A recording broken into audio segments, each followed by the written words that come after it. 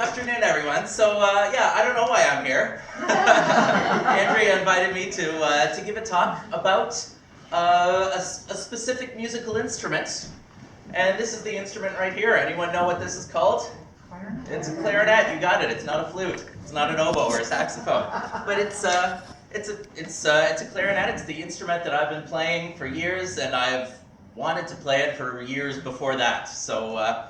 I'm just going to give a little bit of information about the history of the clarinet and my history of myself playing it, and just some mechanics of the way it works and stuff, and then I'm going to play a little bit for you.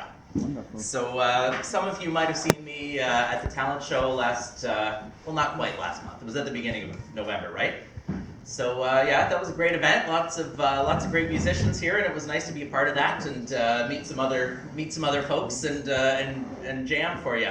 There was even a 95 or 96-year-old saxophone player, right? That was, yeah, that was yeah. We did a what's that? Doug Jones. Doug, yeah, and we did a little duet at one point, I think. So that was kind of fun.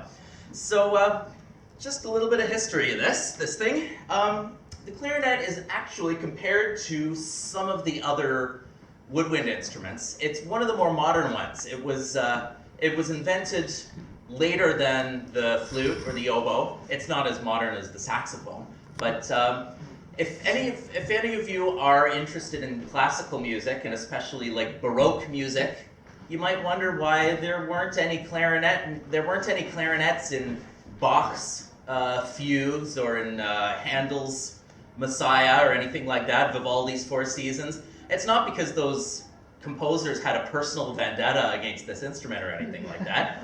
It just hadn't been invented yet, because that was during the Baroque era, and these guys weren't really invented until the 17th century, or the late 1600s. 1690, I think, is when they actually invented this.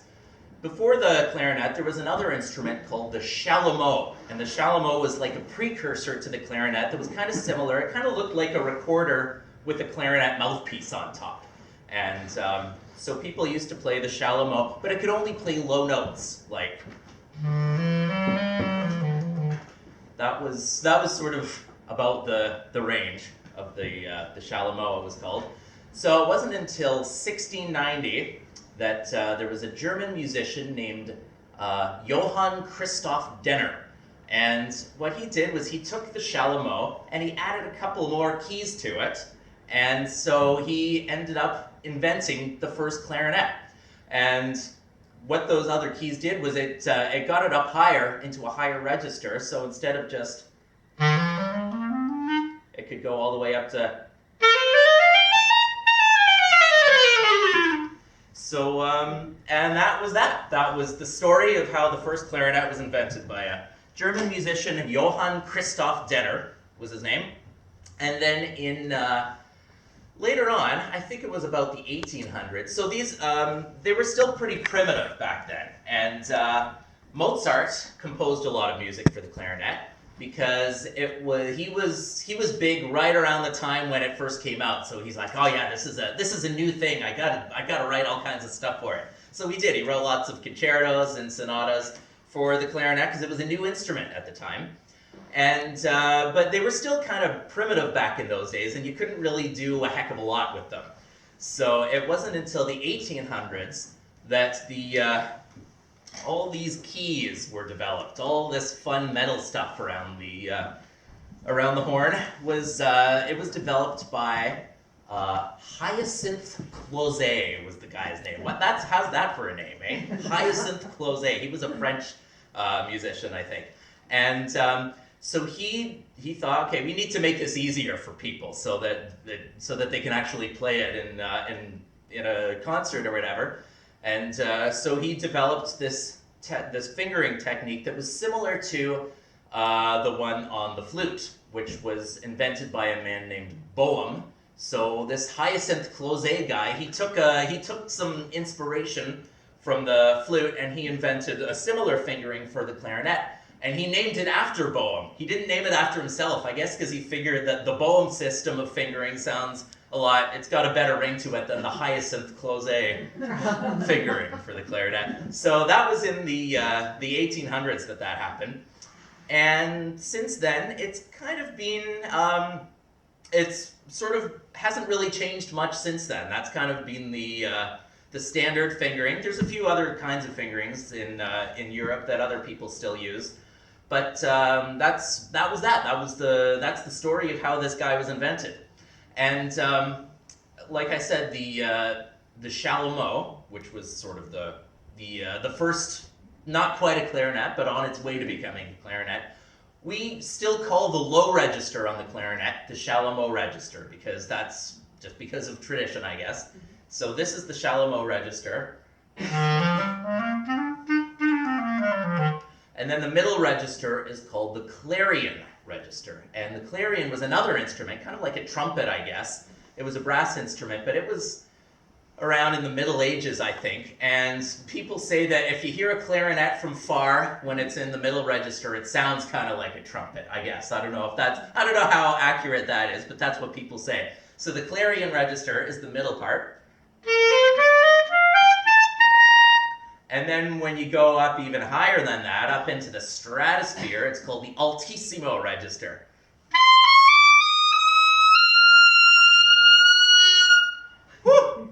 And so that kind of makes it gives the clarinet probably the biggest range out of all the woodwind instruments, which makes it it's pretty versatile.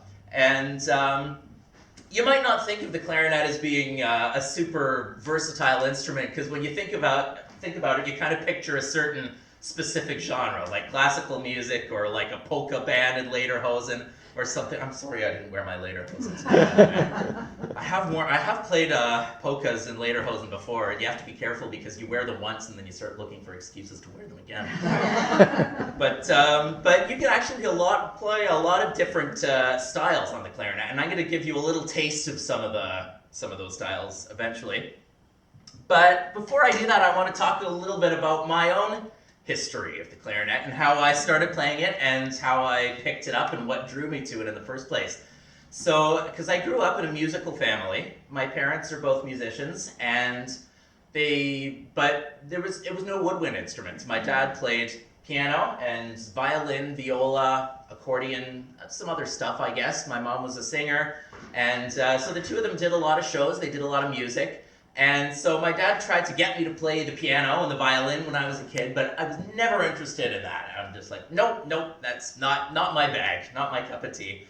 So, but I was really interested in musical instruments, and my dad used to manage an orchestra, a symphony orchestra in Mississauga. So I would go there when I was a little kid, and I was just amazed by all these different instruments and the way people played them and how different they sounded, and I could tell that I sort of taught myself. I used to listen to recordings and different types of instruments, and I kind of taught myself how to tell the difference between them just by the way they sounded. So I could tell the difference between a trumpet or a trombone or a violin or a viola, whatever. You couldn't say I was a kid that didn't know his brass from his oboe.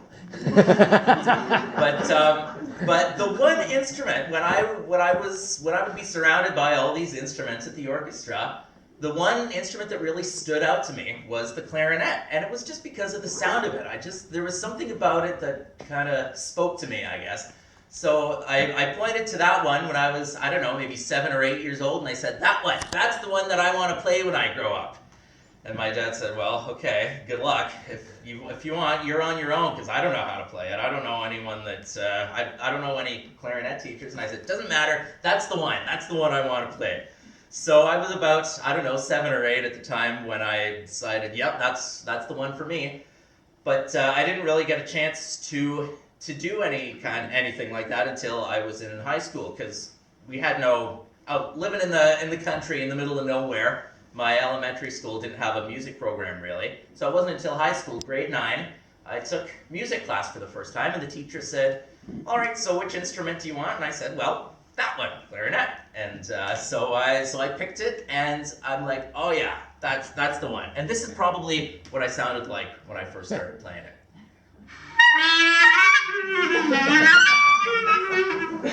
Yeah, that's kind of what everyone everyone sounds like when they start playing clarinet. That's actually probably a little bit better than what I really sounded like. But I loved it, and so I kept it up. And while the other kids in my class, they eventually moved on to other things like guitars and drums and bass and the cool instruments. But I stayed with the clarinet just because it was the one I had always wanted to play, and I still loved playing it. So that was that, and then it was, I guess, around 2010 is when I went pro with it, and I just I decided I could make money off this. Not a lot of money, but I could do this. So since then, I've been playing wherever I can, at weddings, at parties. I do a lot of senior citizens' homes because I like the old style of music, like the styles from the 20s, 30s, 40s, 50s. And so that's sort of the generation that's in seniors' homes now. So that's one of the things that I like to do. I do a lot of farmers markets, whatever people want. I'm gonna be playing with a choir coming up on December the 10th. If anyone feels like taking a trip to Orangeville and going to the Ackhill Choral Society, they're putting on a Christmas concert, and I'm gonna be one of their guest performers for that one. So, as you can see, I got a lot of horns here, right? These are not, I never have enough of them though. But, so they don't all play. Some of them I get for, I got them at secondhand stores. Take a look at this one. Oops. Can you see that? Can you see what color that is? That's a purple clarinet. This one, unfortunately, is not completely playable, so it just looks good. These ones here are made of plastic. That one's made of plastic, but the good ones, all these ones here, are wooden clarinets, and that really is what that's usually what the good kind of clarinets are made of wood, and they can even be made of metal, I guess. I've seen some made of metal. Some of the older ones are made of metal, but generally, like the professional quality ones are made from wood, and the other ones, the student models, are plastic ones. Oh, but I forgot. I had got to tell you a story about this particular one.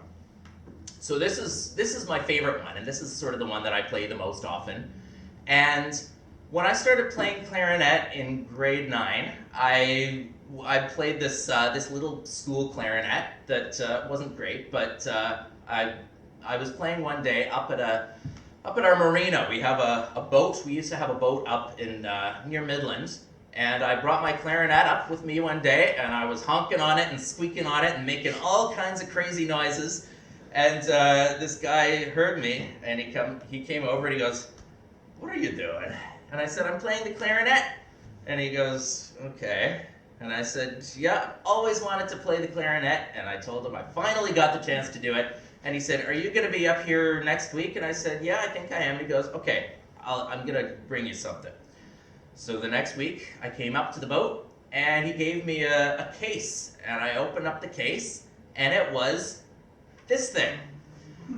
And I said, "Wow." And he goes, "This is my old clarinet that I used to play when I was a kid, and I don't play it anymore, but if you want it, it's yours." So I said, "Well, thanks. This looks pretty nice." But I didn't know how it was. It was all kind of, it was chipped, and there was some. It wasn't really a playable clarinet at the time. But my dad took a look at it and goes, "Well, I'm going to call a friend of mine who plays clarinet. I'll give him the serial number and see if it's even worth getting it fixed up." So he did, and the guy goes, "Yeah, that's a good one. Take it to the store, and whatever it costs to fix it, fix it." So we did, and I can't remember how much it cost, but whatever it was worth it, because that was more than 20 years ago, and I've still been playing this one ever since, and it's been it's my baby. These guys here are pretty great too, and I play them all a little. Well, I don't play these ones so much because these ones are actually this one here. This one's never really played. It doesn't actually play, but I like to do a lot of music videos, and sometimes I try to get creative and do some stuff with that I wouldn't necessarily do in real life. So, like, I wouldn't do that with one of these ones. But I'm not really afraid to beat this one up a little bit and goof around with it for videos, because if I break it, I don't really care. It's already broken. See these three of them here? You may have noticed that they're different sizes. Anyone know what that means in music? What the different sizes mean? Yeah? Different tone. Different tone. Well, kind of, yeah, it's a different tone. It's a different key. It means that the three horns are in different keys. So the reason for that is, you know, does anyone here play guitar? Yeah, okay, somebody plays guitar. So if you're kind of lazy and you don't really feel like learning how to play in tricky keys, you can put a capo on your guitar. So you put it. I asked my friend who's a guitar player. I said, what does a capo do? And he goes, it means that you don't really have to learn how to play the guitar. But what a capo does is it changes the bass. I guess the bass key of your guitar, and that's sort of what these clarinets do. What having a different size of clarinets do is that it makes it easier to play in different keys. Because the main one, the standard one, is in the key of B flat. So that means that when I play what I would call a C on my instrument, if you go over to the piano and you play a C, I can't open that. But okay, let's say I open that, and if I were to play a C on that piano, it wouldn't sound the same as the C on the clarinet because they're not in the same key. So if I wanted to play this note on the piano, I'd have to play a B flat on the piano. That's why they say that this is in the key of B flat.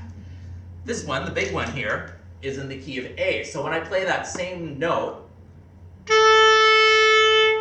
it sounds a little bit lower. So having two clarinets like that, it makes it a little bit easier to play in different keys. It means you don't have to use all these crazy keys, and you don't have to, I don't know, intertwine your fingers to making crazy chords. And then this small one, this is in the key of C. So when I play that note, it sounds higher than it does on both of them. So this one is actually in the same key as a piano, but these ones are pretty rare. You don't really find C clarinets very often. I just happen to luck out and find one. And so, because they don't, I guess they don't, well, maybe they still make them, but they're not really, they're not that popular. But having three is better than two, and two is better than one. So it just makes life a little bit easier, and it's not so much. I mean, because you can play any key on any clarinet, but just when you have three of them, it makes it a little bit easier. It's kind of like having a capo on your guitar, and it makes things simpler so that you don't have to work as hard. So this, if you want, I can take it apart. Let's take this one apart, because there's some different pieces to it. If you see it in the case, it's kind of fun because it comes together like a sniper rifle, and it all fits into a little.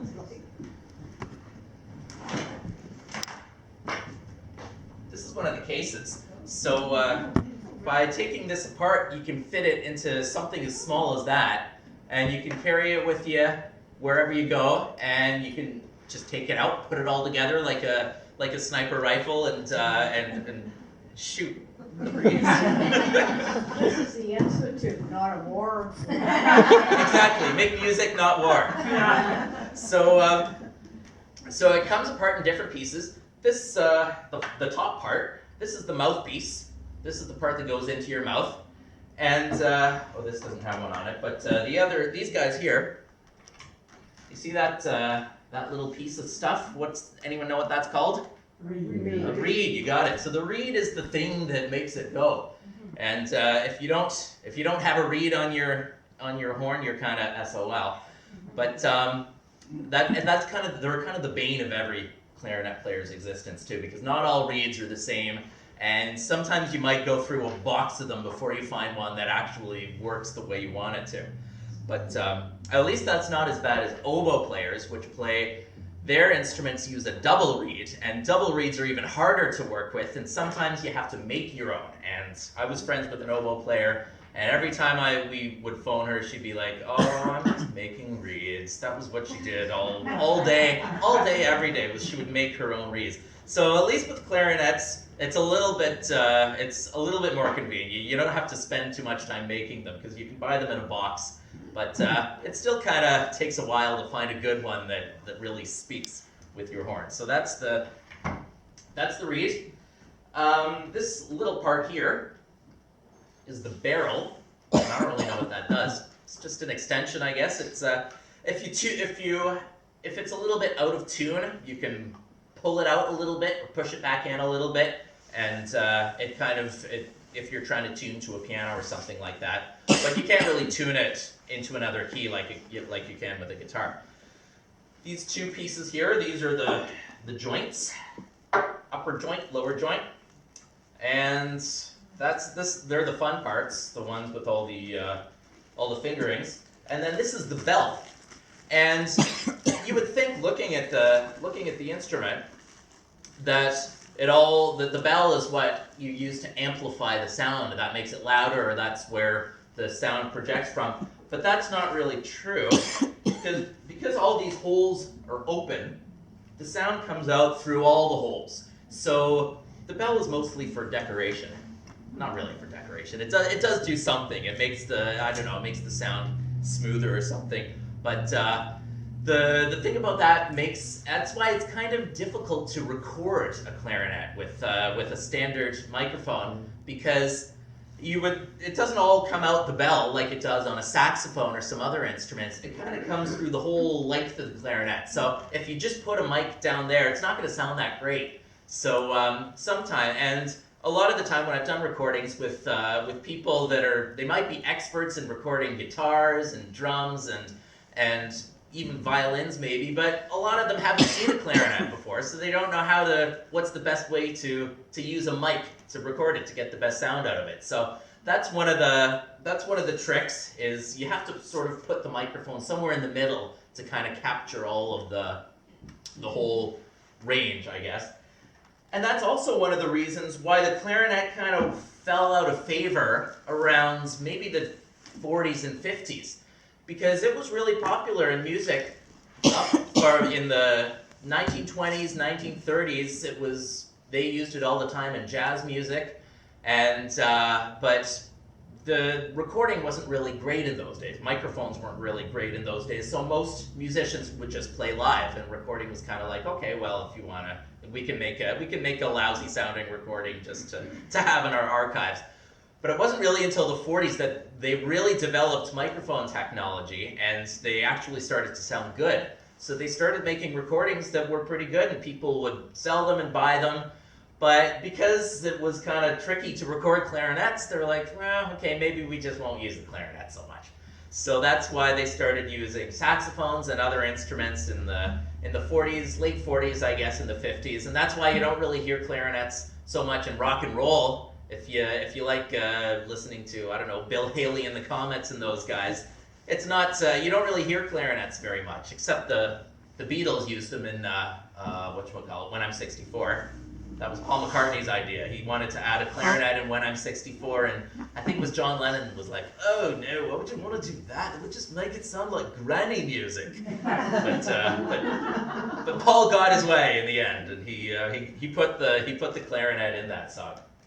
But in the jazz era, the great jazz era of the 20s, 30s, 40s, that was when Benny Goodman was big. Anyone heard of Benny Goodman? Yeah. So Benny Goodman, they called him the King of Swing, and he was probably one of the best known clarinet players of that era. Artie Shaw was another guy, and the two of them would often go head to head, and they would often compete to see who was the better one, who was the more famous one, I guess. But there were a lot of big names in those days.